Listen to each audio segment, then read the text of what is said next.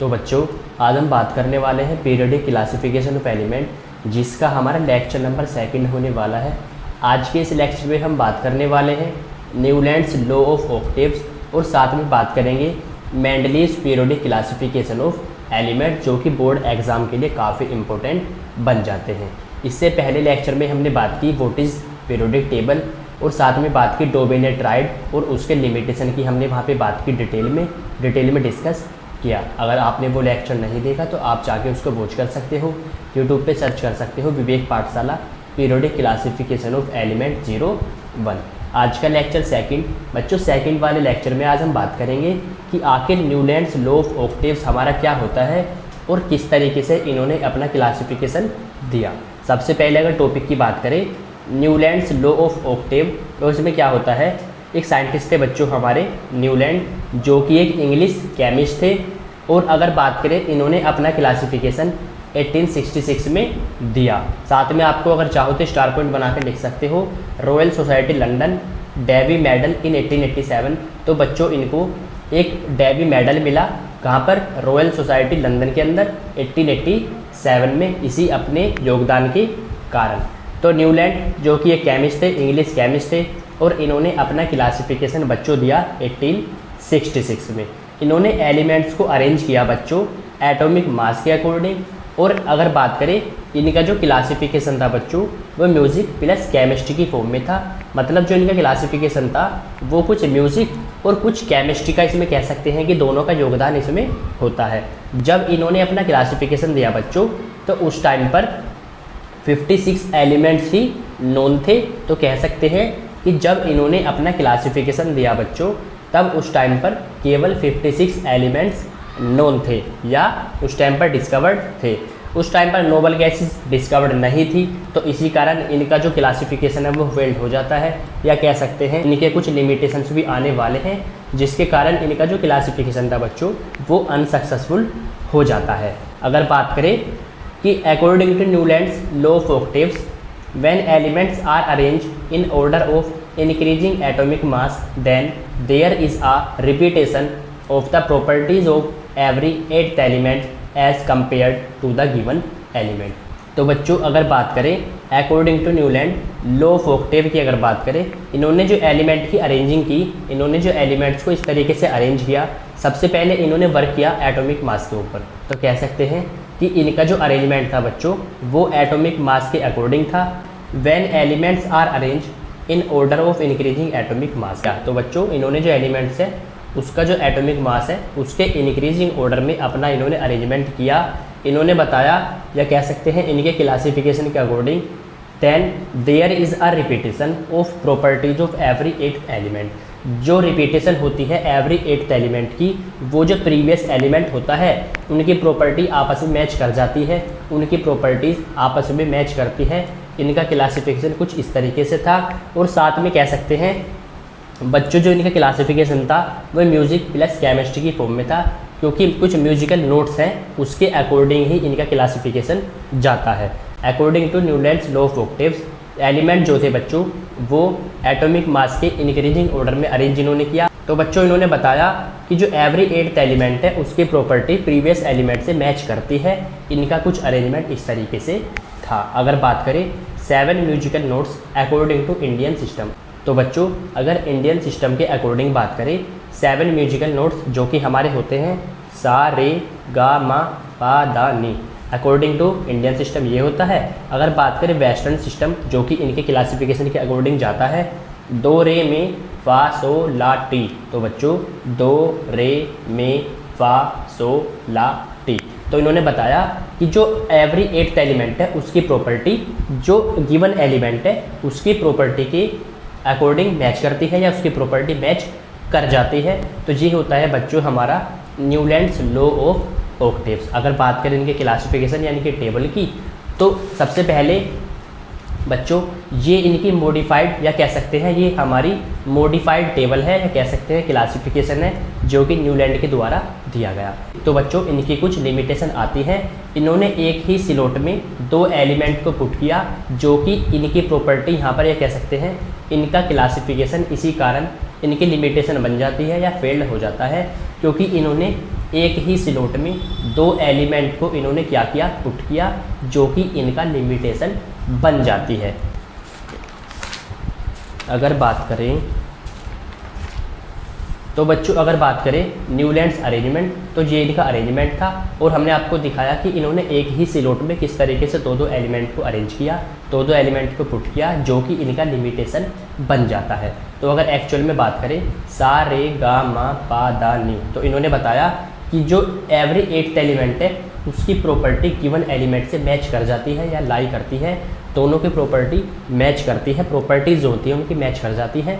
इसी कारण या कह सकते हैं इनका जो अरेंजमेंट था वो म्यूज़िक प्लस केमिस्ट्री की फॉर्म में था, सा रे गा मा पा दा नी।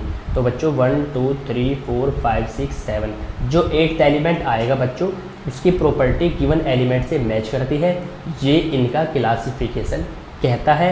इंग्लिश केमिस्ट थे बच्चों ये हमारे, और इन्होंने अपना क्लासिफिकेशन 1866 में दिया म्यूजिक प्लस केमिस्ट्री की फॉर्म में। इन्होंने बताया कि जो एवरी 8th एलिमेंट है उसकी प्रॉपर्टी गिवन एलिमेंट से मैच करेगी, और इन्होंने अपना क्लासिफिकेशन बच्चों इंक्रीजिंग एटॉमिक मास के अकॉर्डिंग दिया। अगर बात करें इनके लिमिटेशंस की बच्चों, अगर बात करें इनके लिमिटेशंस की, तो बच्चों अगर बात करें इनकी लिमिटेशंस की या कमी की, actually this classification was successful only the element calcium. तो सबसे पहला जो इनका क्लासिफिकेशन था बच्चों वो केवल कैल्शियम तक ही जाता है। इसके बाद after that every 8th element did not possess the same properties, तो इनका क्लासिफिकेशन सबसे पहले कैल्शियम तक जाता है। उसके बाद में after that every 8th element did not possess the same properties, सभी या कह सकते हैं एवरी 8th एलिमेंट जो सेम प्रॉपर्टीज़ को पजेस नहीं करता, ये इनका क्लासिफिकेशन यहाँ पर फेल्ड होता है। तो बच्चों जो एलिमेंट है कोबाल्ट और निकल वो क्लोरीन के नीचे इन्होंने रखे, जो कि प्रॉपर्टीज़ इनकी आपस में डिफरेंट होती है दोनों की। उसके बाद similarly copper placed after potassium, copper को इन्होंने पोटेशियम के नीचे रखा उसी ग्रुप में, तो इनकी प्रॉपर्टी आपस में मैच नहीं करती। इन्होंने इस तरीके से अरेंजिंग की जो कि इनकी लिमिटेशन बन जाती है। इसके बाद इन्होंने he put 2 elements in the same slot, तो बच्चों इन्होंने 2 एलिमेंट्स को एक ही स्लॉट में रखा जो कि इनका लिमिटेशन बन जाती है।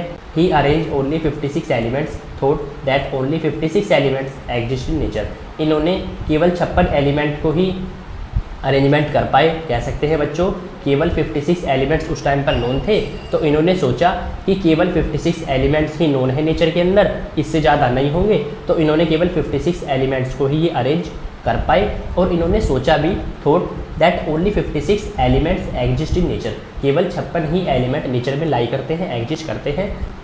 तो बच्चों इसी कारण इनका क्लासिफिकेशन फेल्ड हो जाता है या अनसक्सेसफुल हो जाता है।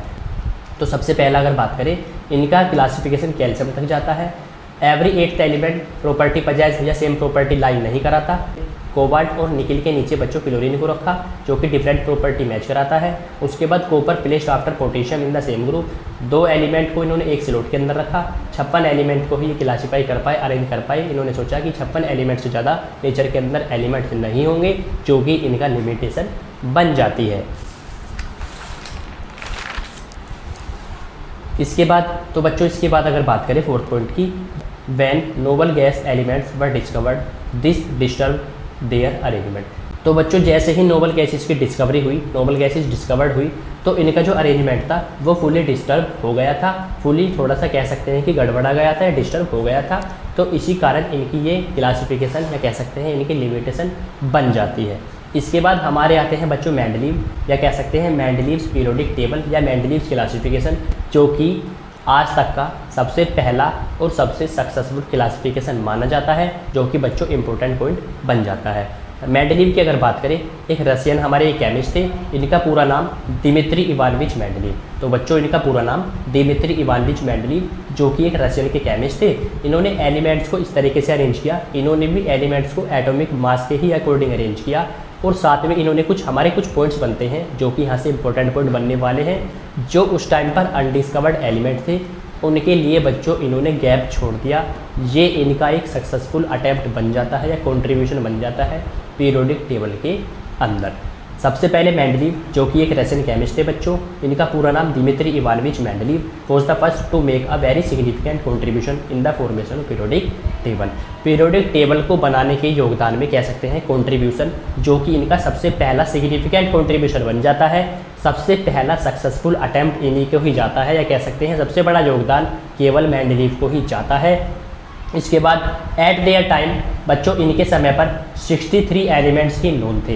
Eight their time only 63 elements were known. He work for many years and concentrated mainly behavior of hydrides and oxides of the elements, arrange elements in increasing order of atomic mass। इनके समय पर 63 elements known थे और इन्होंने भी जो arrangement किया elements का वो एटॉमिक मास के अकॉर्डिंग ही किया, इंक्रीजिंग एटॉमिक मास पर इन्होंने वर्क किया।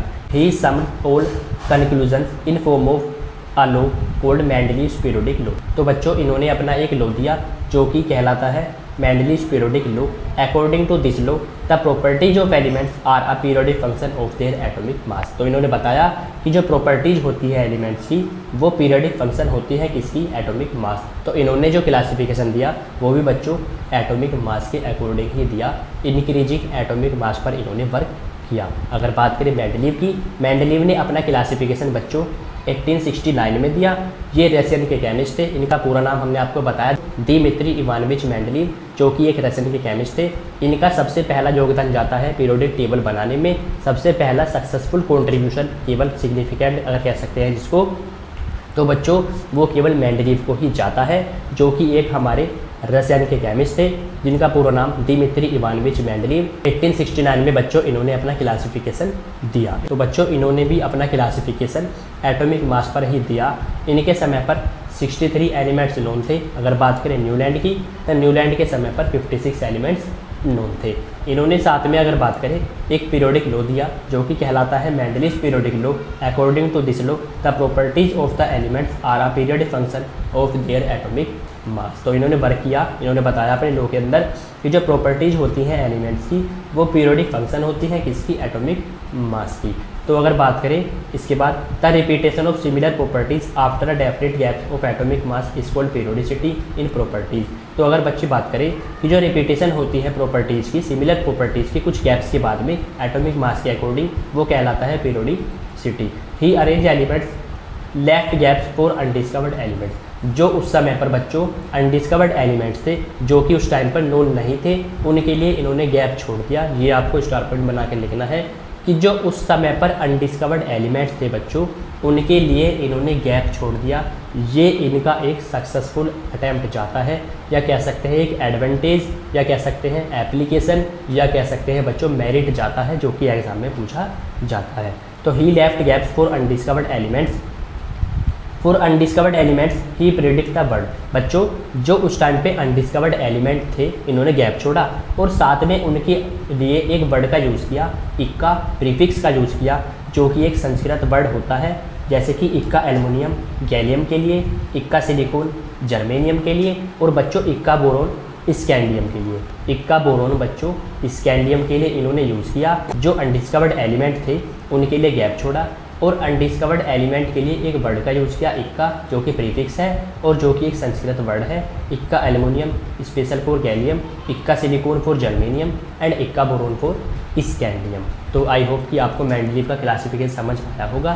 तो बच्चों 1869 में इन्होंने अपना क्लासिफिकेशन दिया। रशियन के केमिस्ट थे, पूरा नाम था दिमित्री इवानोविच मेंडलीव, और सबसे पहला सक्सेसफुल अटैम्प्ट या कंट्रीब्यूशन केवल जाता है मेंडलीव को। और इनके टाइम पे 63 एलिमेंट्स नोन थे। इन्होंने वर्क किया एटॉमिक मास के अकॉर्डिंग, एक पीरियोडिक लॉ दिया जो कि कहलाता है मेंडलीव्स पीरियोडिक लॉ, और इन्होंने बताया कि the properties of the elements are a periodic function of their atomic mass, जो इनका रिपीटेशन जाता है। उसके बाद में बच्चों जो अनडिस्कवर्ड एलिमेंट थे उनके लिए इन्होंने गैप छोड़ दिया और अनडिस्कवर्ड एलिमेंट के लिए एक वर्ड यूज़ किया जो कि होता है इक्का प्रीफिक्स, संस्कृत वर्ड होता है, स्पेशल फॉर इक्का एल्युमिनियम गैलियम के लिए, इक्का सिलिकॉन जर्मेनियम के लिए, और इक्का बोरोन स्पेशल फॉर स्कैंडियम।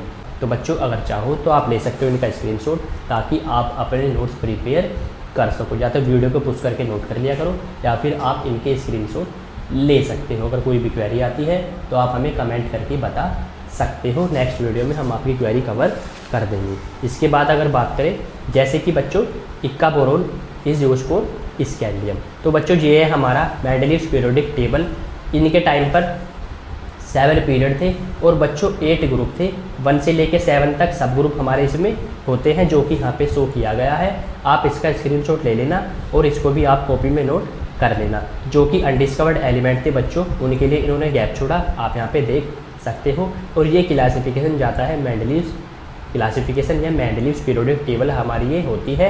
इसमें हमारे सब ग्रुप्स होते हैं, जैसे कि फर्स्ट का AB, सेकंड का AB, थर्ड का AB, फोर्थ का एंड सो ऑन, इन्होंने सब ग्रुप्स। तो बच्चों 8 हमारे इसमें ग्रुप्स होते हैं और 9 सब ग्रुप आप इसमें कह सकते हो, और 7 पीरियड बच्चों हमारे होते हैं। फर्स्ट से लेके बच्चों 7 तक तो सब ग्रुप होते हैं, लेकिन 8th में हमारे कोई भी सब ग्रुप नहीं होता। और बच्चों 7 इनके पीरियड होते हैं अकॉर्डिंग टू मेंडलीव्स क्लासिफिकेशन। अगर क्वेश्चन पूछे तो 7 पीरियड और इसमें 8th ग्रुप हमारे होते हैं, जिसमें से फर्स्ट से लेके 7 तक तो बच्चों हमारे सब ग्रुप्स होते हैं AB, लेकिन 8th वाले में कोई भी सब ग्रुप्स नहीं होता। जो अनडिस्कवर्ड एलिमेंट्स हमारे थे उस टाइम पर, उनके लिए इन्होंने गैप छोड़ दिया। और ये हमारा क्लासिफिकेशन जाता है मेंडलीव्स का क्लासिफिकेशन है मेंडलीव्स पीरियोडिक टेबल। इसके बाद he arrange elements in vertical rows called group. जो वर्टिकल होती हैं बच्चों हमारी ये वाली, इनको कहते हैं ग्रुप्स, और इनको कहते हैं बच्चों पीरियड, जो कि होती है horizontal. He arrange elements in vertical rows called group and horizontal rows as periods. In Mendeleev's periodic table there are 8 groups and 7 period. इनके क्लासिफिकेशन में बच्चों 8 ग्रुप थे, 7 पीरियड थे, और फर्स्ट से लेके 7 तक कुछ सब ग्रुप्स हमारे होते हैं A और B की फॉर्म में, जो कि हमने आपको बताया। इसके बाद अगर बात करें बच्चों, अगर बात करें मेरिट्स की, मेरिट्स का मतलब होता है बच्चों एडवांटेज। एडवांटेज की अगर बात करें, जो उस टाइम पर एलिमेंट्स नोन थे, जो कि डिस्कवर्ड थे, उनको कह सकते हैं सभी को इन्होंने अरेंज कर दिया। Grouping of elements all known that time. He left gaps for undiscovered elements. अगर सेकंड की बात करें, जो उस टाइम पर अनडिस्कवर्ड एलिमेंट थे उनके लिए इन्होंने गैप छोड़ दिया। Third, properties predict undiscovered elements. तो जो अनडिस्कवर्ड एलिमेंट्स थे उनकी प्रॉपर्टीज़ को इन्होंने क्या किया, प्रेडिक्ट किया, और एक वर्ड का यूज़ किया इक्का। तो बच्चों इक्का जो कि प्रीफिक्स होता है और जो कि एक संस्कृत वर्ड है। इक्का एल्युमिनियम यूज फॉर गैलियम, इक्का सिलिकॉन, जर्मेनियम, जो कि आज के टाइम में हमारे डिस्कवर्ड एलिमेंट है। तो इन्होंने ये प्रेडिक्ट किया, इन्होंने अनडिस्कवर्ड एलिमेंट्स के लिए इक्का का वर्ड यूज़ किया। इक्का एल्युमिनियम, इक्का सिलिकॉन, इक्का बोरोन। इक्का एल्युमिनियम जो कि आज हमारा गैलियम होता है, इक्का सिलिकॉन जो कि जर्मेनियम होता है, इक्का बोरोन बच्चों जो कि स्कैंडियम होता है। इसके बाद करेक्शन ऑफ एटॉमिक मास, ये इनका एक पॉइंट बन जाता है, मेरिट्स बन जाता है। अगर बात करें लिमिटेशंस की, कमियों की या डीमेरिट्स की, grouping of dissimilar elements, example copper, silver, gold with sodium, potassium, lithium. तो बच्चों ग्रुपिंग की इन्होंने डिसिमिलर एलिमेंट्स की कि आखिर जो प्रॉपर्टीज़ होती हैं वो मैच नहीं कर पाई, कुछ ऐसी भी इन्होंने ग्रुपिंग की। तो बच्चों अगर बात करें डीमेरिट्स की या इनकी लिमिटेशंस की या इनकी कमियों की, number first, grouping of dissimilar elements जैसे कि copper, silver, gold with sodium, potassium, lithium. तो बच्चों इन्होंने कुछ एलिमेंट्स की इस तरीके से ग्रुपिंग की कि जो डिसिमिलर एलिमेंट्स होते हैं जिनकी प्रॉपर्टी आपस में मैच नहीं करती, तो इन्होंने एलिमेंट्स को, कुछ एलिमेंट्स को इस तरीके से ग्रुप किया, इस तरीके से अरेंज किया कि ये एलिमेंट्स है, इनकी प्रॉपर्टी आपस में मैच नहीं करती, कुछ इनकी यहाँ से लिमिटेशन बन जाती है। इसके बाद similar elements separated, example gold and platinum. कुछ हमारे सिमिलर एलिमेंट्स जिनकी प्रॉपर्टी मैच करती है उनको इन्होंने सेपरेट कर दिया, तो इनकी बन जाती है limitation. Isotopes have different atomic masses should have different position. तो बच्चों जो पोजीशन ऑफ आइसोटोप्स है वो इनका लिमिटेशन बन जाती है। कह सकते हैं कि जो पोजीशन ऑफ आइसोटोप्स है इनके पीरियोडिक टेबल में वो एक स्टार पॉइंट बन जाता है, या कह सकते हैं कि लिमिटेशन बन जाता है। तो बच्चों पोजीशन ऑफ आइसोटोप्स जो कि इनका एक लिमिटेशन बनती है। अगर बात करें आइसोटोप्स हमारे क्या होते हैं, ऐसे हमारे एटॉमिक स्पीसीज़ जिनका डिफरेंट एटॉमिक मास होता है लेकिन सेम होता है एटॉमिक नंबर, जैसे कि 1h1, 1h2, 1h3। ये हमारा आइसोटोप्स होता है किसका, हाइड्रोजन का। इसको ये अपने टेबल में प्रेडिक्ट नहीं कर पाए, उसको ये अरेंज नहीं कर पाए, तो ये इनका बन जाता है लिमिटेशन की पोजीशन ऑफ आइसोटोप्स, और ये हमारे एक लिमिटेशन बन जाता है। सबसे पहला हमारे डिसिमिलर एलिमेंट्स, उसकी इन्होंने ग्रुपिंग कर दी, इनकी प्रॉपर्टी आपस में मैच नहीं करती और इनको इन्होंने ग्रुप में रख दिया। इसके बाद कुछ हमारे सिमिलर एलिमेंट्स जिनकी प्रॉपर्टी मैच करती है उनको इन्होंने सेपरेट कर दिया। इसके बाद पोजीशन ऑफ आइसोटोप्स जो कि नंबर 3 हमारा बन जाता है। अगर बात करें पोजीशन ऑफ हाइड्रोजन बच्चों, ये भी हमारा एक लिमिटेशन बनता है किसका, मेंडलीव का क्लासिफिकेशन के अंदर। तो बच्चों जो पोजीशन है हाइड्रोजन की, अगर बात करें नंबर 4 पॉइंट की, पोजीशन ऑफ हाइड्रोजन बच्चों हमारी एक एनामोलस बिहेवियर शो करती है। Hydrogen placed in group first A shows properties with group first A and also with halogen family. तो बच्चों एक हाइड्रोजन हमारा एक ऐसा एलिमेंट है बच्चों, हाइड्रोजन बच्चों हमारा एक ऐसा एलिमेंट है जो कि ग्रुप फर्स्ट ए में भी प्रॉपर्टी मैच कराता है, और हैलोजन फैमिली जो कि आज के अकॉर्डिंग ग्रुप नंबर 17 हमारा होता है, या बात करें मेंडलीव के अकॉर्डिंग तो जो हैलोजन फैमिली है और हमारा ग्रुप फर्स्ट ए है, जो बच्चों हाइड्रोजन है वो हाइड्रोजन हमारा यहाँ भी प्रॉपर्टी मैच कराता है और हमारा हैलोजन फैमिली में भी मैच कर जाता है। इसी कारण जो पोजीशन है हाइड्रोजन की बच्चों उसको ये सही तरीके से नहीं रख पाए, कह सकते हैं ना ही तो ग्रुप फर्स्ट ए में और ना ही हैलोजन फैमिली में, क्योंकि दोनों के साथ वो प्रॉपर्टी मैच करता है, लेकिन एलिमेंट को केवल एक ही ग्रुप के अंदर रख सकते हैं, या तो इसमें या इसमें, और जो कि लिमिटेशन बन जाता है किसका, नंबर 4 पॉइंट मेंडलीव के क्लासिफिकेशन के अंदर।